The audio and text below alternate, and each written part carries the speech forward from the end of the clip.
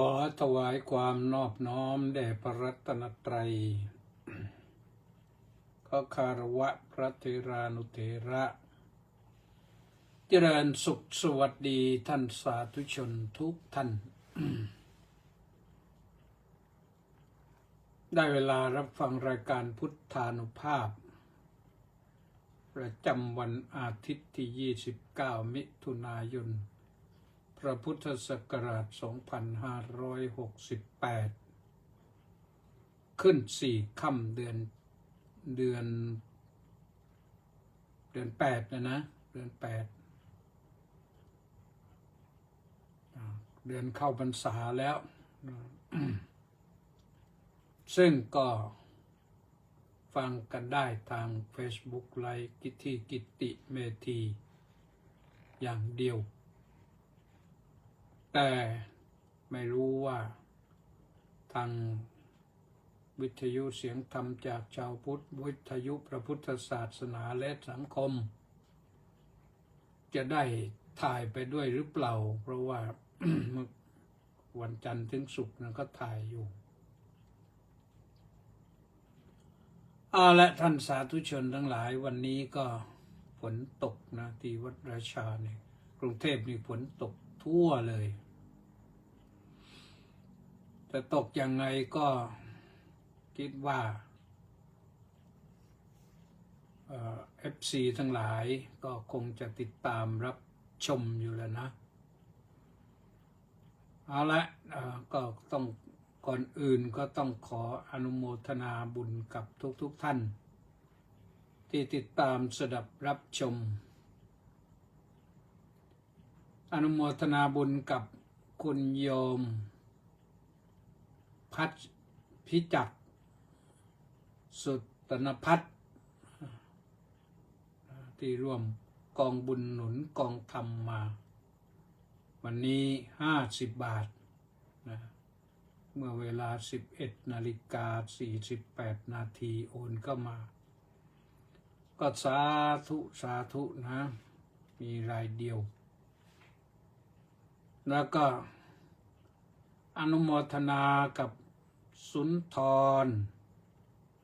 และอีก700 FC ออนไลน์เข้ามารอรับฟัง ก็อนุโมทนาสาธุเช่นกันตอนนี้ก็มีท่านผู้อื่นเข้ามาบ้างแล้วสุนทรนี่มาอันดับ 1มณีแสงจันทร์น้อมกราบนมัสการสาธุเจ้าข้าแล้วก็สมศรีลักษณะวิราชก็บอกว่าน้อมกราบนมัสการสาธุเจ้าข้าสาธุทุกท่านทุกคนแหละวันนี้ก็จะพูดถึงเรื่องการพัฒนาตนเองด้วยตนเองนะเพราะว่าพัฒนาอย่างไรก็การพัฒนานี่ก็นี่มีสมชายศาสนกิจตามมาด้วยนะขอน้อมกราบนมัสการสาธุครับสาธุ เรื่องของการพัฒนานั้นเราเริ่มจากที่เราต้องรู้จักสังเกตนะสังเกตนี่สังเกตคนอื่น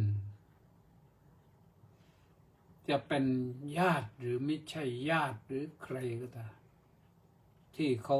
ประสบความสำเร็จนะ เขาประสบความสำเร็จในทางไหน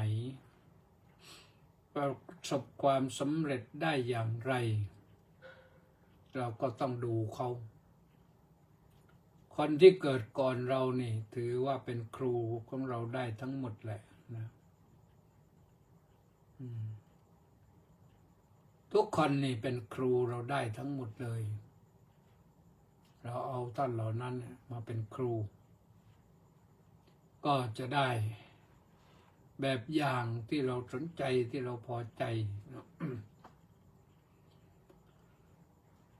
อันดับแรกก็คือที่เราจะต้องเอาอย่างก็คือ พ่อแม่ของเราประสบความสำเร็จดีในทางใดบ้าง เราก็ต้องคัดลอกก๊อปปี้ในส่วนที่ท่านประสบความสำเร็จ เพื่อให้เราประสบความสำเร็จเหมือนที่ท่านสำเร็จแล้ว หรือเราสังเกตคนอื่นๆที่เขาอยู่สุขสบายเขามีร่างกายสมบูรณ์เขามีเพื่อนพ้องน้องพี่เขาหาสมาคมมากเขาไม่เป็นคนขี้โรคไม่เป็นคนผอมแห้งแรงน้อยเพราะอะไรเราอยากจะเป็นอย่างนั้นไหมอยากจะเป็นก็ต้องดูนะคนอื่นใครบ้างที่เราเห็นว่าเขาทำแล้วมันได้ดีเอาอย่างเขาไม่เสียหายอะไรเรื่องเอาอย่าง เพราะคนรุ่นก่อนนะก็เป็นตัวอย่างเป็นครูของเราซึ่งเป็นผู้เกิดภายหลังแต่ถ้าเราจะพัฒนาแบบพัฒนาให้ดีเนี่ยก็พัฒนากายพัฒนาวาจาพัฒนาใจนะกายให้มีสุขภาพพลานามัยสมบูรณ์ให้มีร่างกายแข็งแรงตาก็เป็นส่วนของกายนะตาให้รู้จักดูรู้จักเว้นสิ่งที่ควรเว้นไม่ต้องดูก็ได้ไม่จำเป็นต้องดูก็ได้อย่างเรานั่งรถไปเนี่ยนั่งรถโดยสารนะถ้าเรานั่งดูข้างทางชนิดที่จ้องตลอดเลยเนี่ยไม่นานนักเราก็จะมึนหัวเวียนหัวเพราะเห็นภาพข้างนอกแต่มันแป๊บเร็วแต่ถ้าเราดูแบบให้เห็นแต่ว่ามันเป็นอะไรตัดสินใจได้ก็ดีเดินเนี่ยถ้าเราเดินพัฒนาตาของเราก็พัฒนาตาให้ดูทางบ้างเดินถนนฟุตบาทก็ให้มัน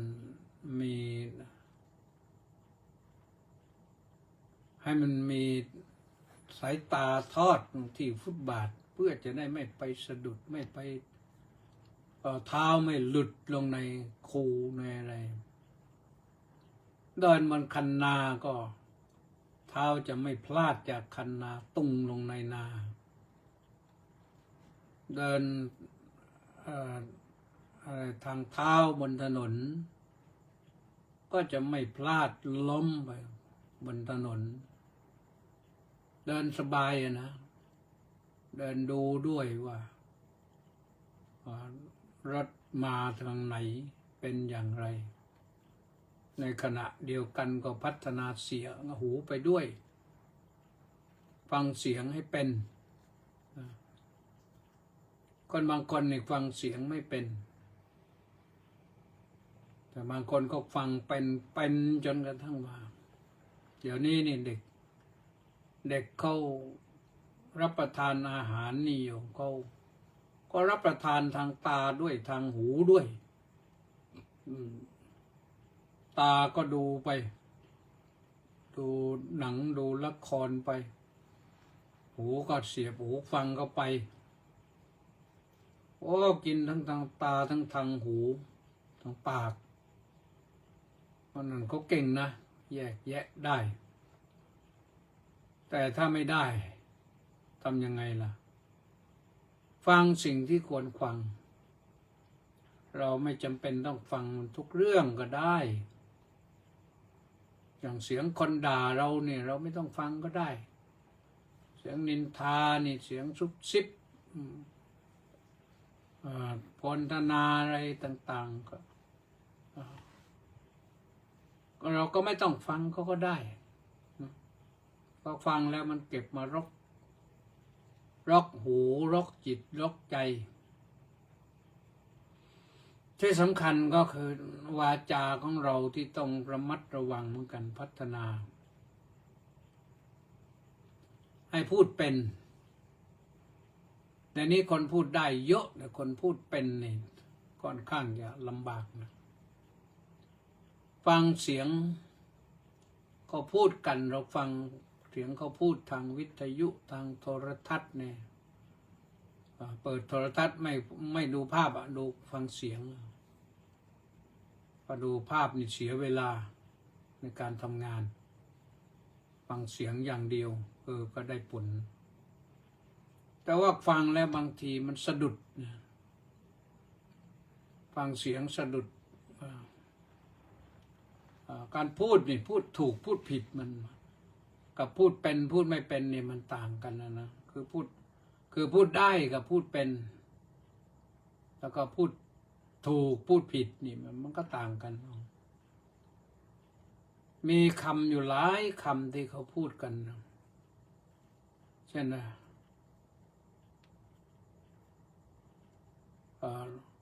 ทำงานนี้ได้กำไรเกือบแสนกว่าอย่างนี้เกือบแสนกว่ามันหมายความว่าไงนี่ระดับชาติก็มีนะพูดอย่างนี้คนพูดระดับชาติก็มีข่าวทางรัฐบาลก็มีเกือบแสนกว่านี่มันหมายความว่าไงเกือบนั้นมันไม่ถึงแสนแต่กว่านี่มันมากกว่าแสนจะเอาตัวไหน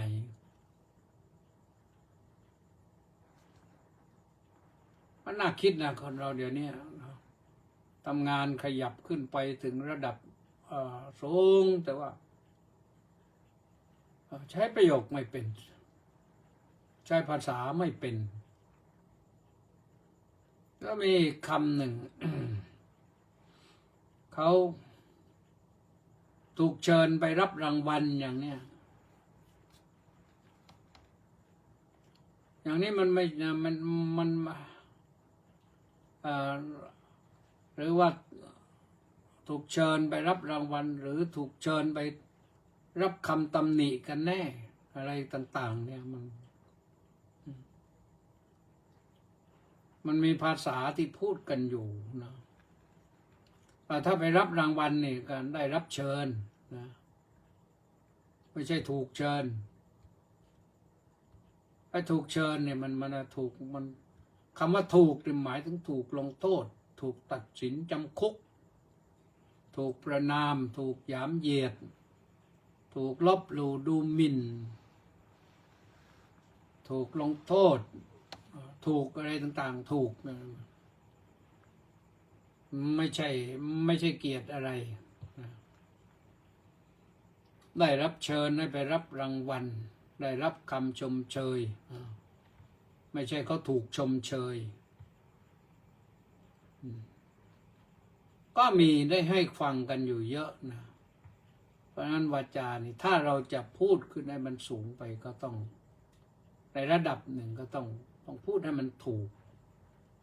ต้องพัฒนานะวาจาก็ต้องพัฒนาใจหรือโยมใจก็ต้องพัฒนามากใจเนี่ยโดยปกติใจเนี่ยมันก็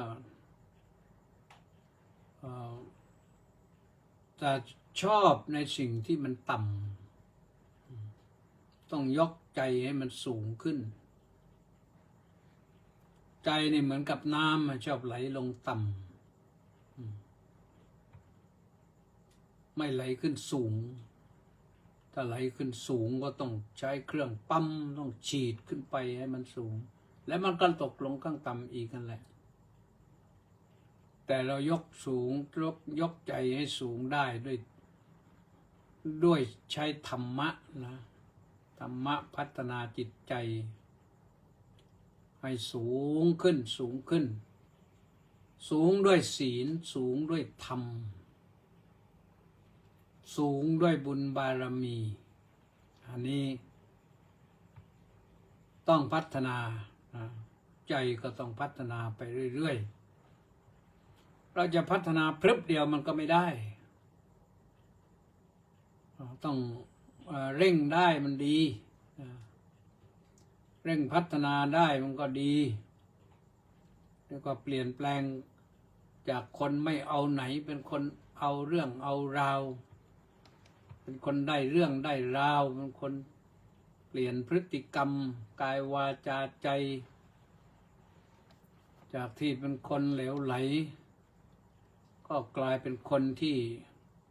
ดีขึ้นนะมันก็ดีนะถามว่าดีนี่เอาอะไรมาเป็นเกณฑ์มาตรวัดตัดสินก็ดูที่สังคมที่เขานิยมกันว่าดีหลักธรรมคำสอนของพระพุทธเจ้าก็มีมาตรฐานดีอยู่เริ่มต้นที่การมีศีลมีระเบียบวินัยเป็นเรื่องที่ดียกจิตให้สูงขึ้นไปก็เริ่มมีศรัทธาในสิ่งที่ถูกต้องมั่นคงในสิ่งที่ถูกต้องศรัทธานี่ก็คือความมั่นคงในสิ่งที่ถูกต้องกล้าหาญที่จะทำตั้งสติให้ดีพอทำแล้วไม่พลาดไม่คลาดเคลื่อนแน่อันเนี้ยสิ่งเหล่านี้เราต้องพัฒนาการพัฒนาตนต้องพัฒนาสิ่งเหล่านี้อีกอย่างหนึ่งต้องพัฒนาความรู้เร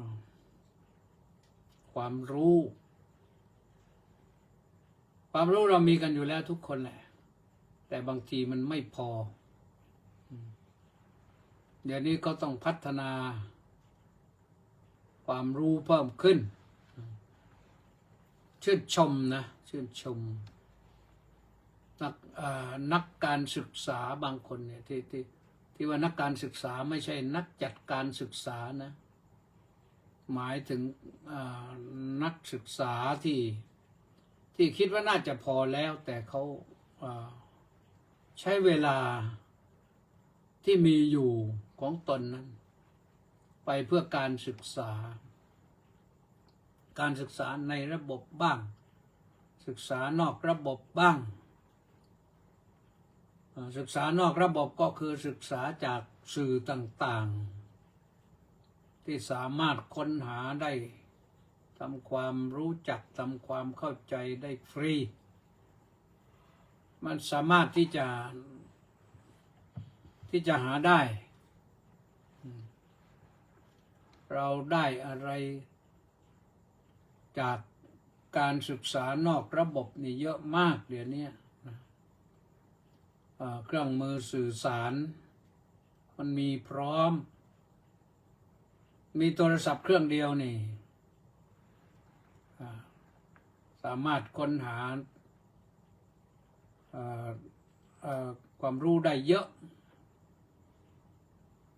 จะรู้จักอเมริกาก็ได้รู้จักเยอรมนีก็ได้รู้จักอินเดียก็ได้รู้จักญี่ปุ่นก็ได้ค้นหาไปว่าญี่ปุ่นมันมีอะไรบ้างเยอรมนีมีอะไรบ้างอินเดียมีอะไรบ้างเราสนใจอะไรบ้างไหมก็รู้ได้นะได้ความรู้หรือจะหาความรู้เรื่องธรรมะเราก็อยากจะรู้ว่าอิทธิบาทคืออะไรบ้าง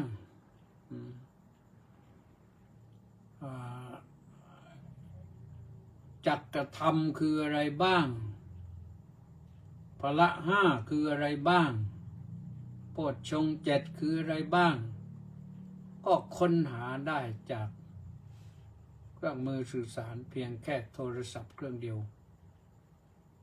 ค้นหาได้นะหรือความรู้แนวปฏิบัติกรรมฐาน สมถกรรมฐานคืออย่างไรแล้วก็ปฏิบัติกันอย่างไรเขามีภาพไปดูด้วยนะเปิด YouTube ก็มีพระอาจารย์สอนแล้วก็มีตัวหนังสือให้อ่านมีวิธีการให้ดูทำได้นะขอให้เราตั้งใจจริงที่จะทำแล้วก็ได้นะได้ความรู้จะเอาแค่ความรู้อย่างเดียวต้องพัฒนาความสามารถด้วยนะพัฒนาความสามารถคือพัฒนาทักษะเขาเรียกว่าทักษะเดี๋ยวนี้วิชาช่างทั้งหลายนี่แรงงานระดับไหนเขาก็ฝึกวิชาช่างให้เกิดความชำนาญแม้แต่ผู้หลักผู้ใหญ่แล้วก็ศึกษากันไปตามระดับนะแม้แต่ผู้ปกครองประเทศชาติบ้านเมืองเขาก็ยังต้องเสริมเติมพลังกัน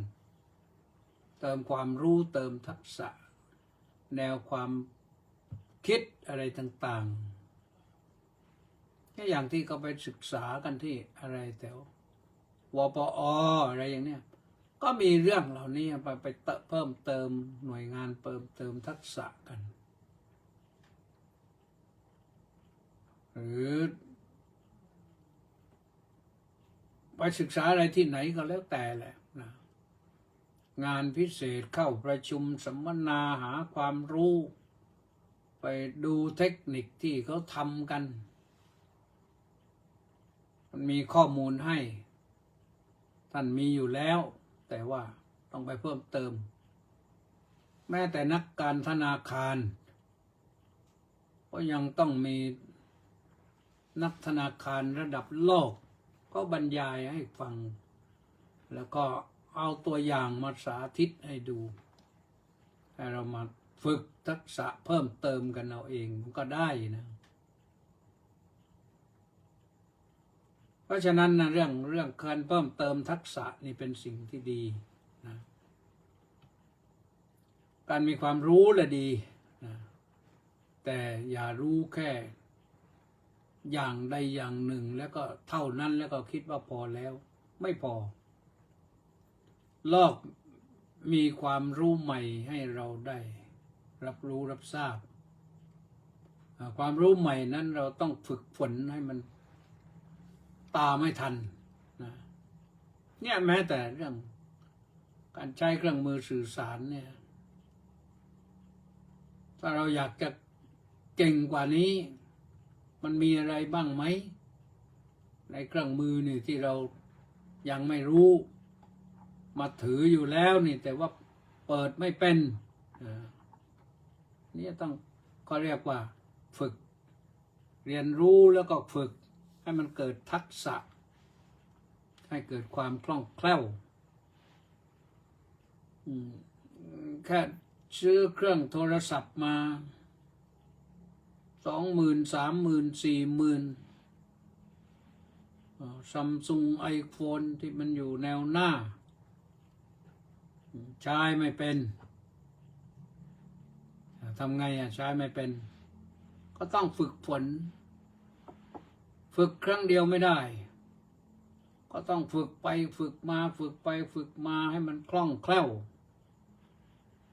แล้วก็เกิดสิ่งที่เรียกว่าทักษะขึ้นมาได้ที่จริงทักษะนั้นแปลว่าความขยันนะทักษะแปลว่าขยันถ้าภาษาบาลีแต่ในความหมายปัจจุบันนั้นเขาหมายถึงความคล่องแคล่วทำอะไรคล่องแคล่วนักกีฬาก็มีทักษะในการเล่นที่คล่องแคล่วนักการเงินก็มีการเข้าใจการเงินที่คล่องแคล่วแก้ปัญหาเสริมลดปัญหาอะไรได้เรียกว่าทำระยะทางยาวให้มันสั้นขับรถอย่างมีทักษะอย่างนี้ปลอดภัยนะเพราะฉะนั้นก็ลองดูนะท่านสาธุชนทั้งหลายก็ฝึกที่กายที่วาจาที่ใจของเรานี่แหละให้มันเกิดความรู้ค ความรู้เกิดที่ใจนะแต่ว่ามันมาจากทางตาหูจมูกลิ้นกายมันส่งไปถึงใจให้มันพร้อมกันทำงานให้พร้อมกันโดยมีอะไรตัวหนึ่งที่สำคัญที่สุดคือสมองเป็นเครื่องประมวลผลส่งไปถึงใจแต่ใจก็ยังต้องคิดอีกอะไรต้องประมวลต้องแก้ไขใหม่อีกบางครั้งบางทีมันก็ผิดพลาดเพราะสมองมันก็ทำอย่างที่เคยทำใจต้องเอาประสบการณ์มาแยกแยะว่าอะไรคือถูกต้องอะไรคือไม่ถูกต้องนะถ้าเราฝึกได้อย่างนี้เราก็จะประสบความสำเร็จด้วยดีไม่ว่าเราทำอะไรแหละเก่งในทำอะไรอาชีพอะไรเราทำให้เก่งในอาชีพนั้นเรียกว่าในภาคของเราในฟีลของเราในสนามของเราถ้าพูดถึงเรื่องนี้แล้วเราคล่องได้ช่างซ่อมรถมอเตอร์ไซค์ช่างซ่อมรถยนต์รถเก๋งช่างซ่อมรถ10 ล้อเนี่ยมันต้องรู้เฉพาะกันนะเก่งเฉพาะทางไปมันก็ประสบความสำเร็จพอพูดถึงเรื่องนี้แล้วก็มีคนก็ล่ำลือกันว่าโอ้ยโน่นที่นั่นเขาแน่นะต้องไปที่นั่นอันนี้ต้องไปที่นั่นอย่างเนี้ยแสดงว่าชื่อเสียงเราถึงแล้วนะเพราะฉะนั้นก็ขอฝากไว้นะที่สำคัญของเราจะอยู่ให้สบายเราก็ต้องเก่งนะมีทักษะเก่งนะเอาละก็ว่าเท่านี้นะทีนี้ก็มาอ่านรายชื่อว่ามีใครบ้างตะกี้สมชายว่าแล้วเล็กวังบุรพานุกูลแก้วสุขกราบสาธุครับว่างั้นสาธุแล้วก็มีคิมแสกกล้วยบอกว่ากราบนมัสการเจ้าค่ะสาธุสาธุสาธุเจ้าค่ะสาธุท่านเอิร์ธก็บอกว่าถวายความเคารพอาจารย์ท่านเจ้าคุณครับนี่อยู่วัดน้ำขาวหรือเปล่าเนี่ยวัดน้ำขาวโน่นจะนะนนแม่ชีสมใจบอกว่าสาธุสาธุสาธุสาธุเจ้าค่ะสาธุเจโสมาไกลข้างเหนือนครสวรรค์ฝนตกหรือเปล่าวันนี้นครสวรรค์กราบนมัสการเจ้าค่ะสาธุประสานเรืองดิษฐ์กราบนมัสการสาธุสาธุสาธุครับสาธุนครศรีคงไม่มีฝนนะวันนี้เวงซิกคุณขอนอบน้อมนมัสการพระเดชพระคุณท่านเจ้าคุณอาจารย์ด้วยความเคารพครับผมสาธุครับแล้วก็จันระชัยทัศน์นี่ลูกศิษย์น้อมกราบนมัสการท่านเจ้าคุณด้วยความเคารพอย่างสูงครับสาธุเกษราพรหมมาศวันนี้ว่างงานนะสาธุสาธุสาธุเจ้าค่ะสาธุป้าจ่ายจินดาพังงานะน้อมกราบสาธุสาธุสาธุเจ้าค่ะสาธุรังสรรค์ทองสร้อยก็บอกว่าน้อมกราบนมัสการถวายความเคารพพระเดชพระคุณท่านเจ้าคุณด้วยความเคารพอย่างสูงครับน้อมกราบนมัสการสาธุสาธุสาธุครับสาธุโสพลบัวจันทร์สาธุหายไปนานแล้วอยู่นั่นนะสาธุสุมาลักษมีดวงสมสารน้อมกราบเจ้าค่ะสาธุคนสุดท้ายนะ ก็อยู่ที่สุมาลักษมีอนุโมทนาสาธุทุกท่านเอาละพอกันเท่านี้วันนี้30 นาทีในที่สุดก็อำนวยอวยพรก่อนเชิญคุณพระศรีรัตนตรัยจงได้พิทักษ์รักษา